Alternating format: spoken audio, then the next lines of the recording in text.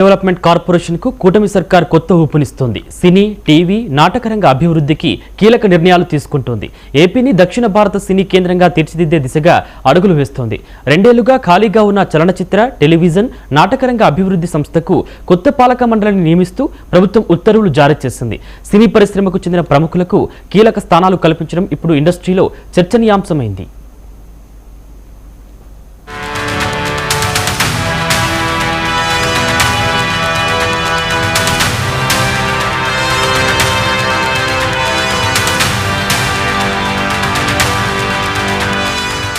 AP చలనచిత్ర, television, నాటకరంగ అభివృద్ధికి కూటమి ప్రభుత్వం పలు కీలక నిర్ణయాలు తీసుకుంటోంది. తాజాగా ఫిల్మ్ డెవలప్మెంట్ కార్పొరేషన్ చైర్మన్ గా Telugu film chamber of commerce మాజీ అధ్యక్షుడు ప్రముఖ డిస్ట్రిబ్యూటర్ పి భరత్ భూషణ్ ను నియమించింది. వైస్ చైర్మన్ గా ప్రముఖ సినీ దర్శకుడు మెహార్ రమేష్ ను నియమించింది. ఆయనతో పాటు మొత్తం 17 మంది డైరెక్టర్లను కూడా నియమిస్తూ ఉత్తర్వులు వెలువడ్డాయి. రాజకీయాలకు అతీతంగా సినీ, సాహిత్య, నాటకరంగాలకు చెందిన అనుభవజ్ఞులకు అవకాశం కల్పించడం విశేషంగా మారింది.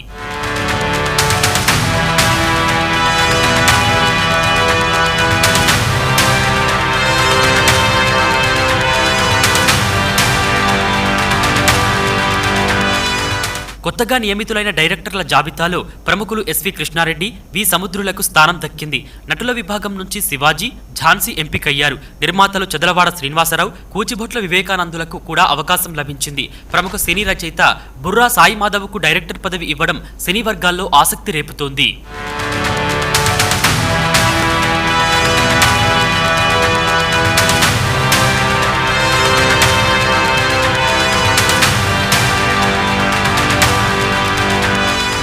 మెహార్ రమేష్ తెలుగు సినీ పరిశ్రమలో యాక్షన్ చిత్రాల దర్శకుడిగా ప్రత్యేక గుర్తింపు సంపాదించారు. పూరి జగన్నాథ్ వద్ద సహాయ దర్శకుడిగా కెరీర్ ప్రారంభించిన ఆయన ఎన్టీఆర్తో కంత్రి, శక్తి, ప్రభాస్తో బిల్లా, వెంకటేష్తో షాడో, చిరంజీవితో భోలాశంకర్ చిత్రాలకు దర్శకత్వం వహించారు. కన్నడ హీరో పునీత్ రాజ్ కుమార్ నటించిన వీర కన్నడిగా ఆయన తొలి సినిమా.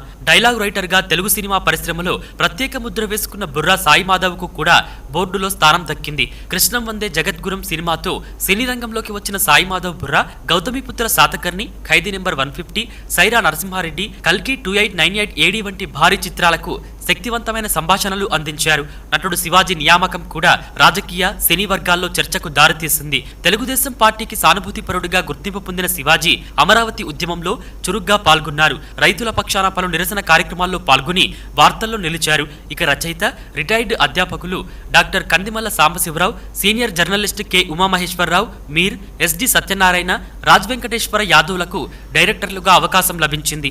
ప్రభుత్వం తరపున పబ్లిక్ ఎంటర్ప్రైజెస్ డిపార్ట్మెంట్ అదనపు కార్యదర్శి, finance department joint secretary, FDC ఎండీలను కూడా బోర్డులో భాగం చేశారు.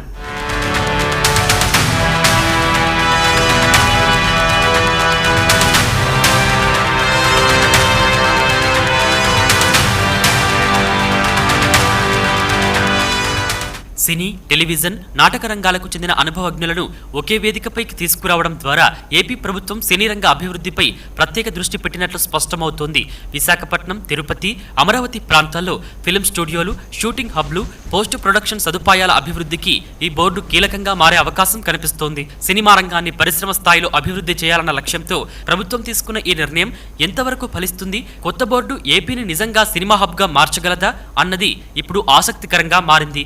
సినీ, టీవీ, నాటక రంగాలకు చెందిన ప్రముఖులతో ఏర్పాటు చేసిన ఈ కొత్త బృందం రాష్ట్ర సినీ రంగానికి కొత్త దిశానిర్దేశం చేస్తుందనే ఆశలు వ్యక్తమవుతున్నాయి.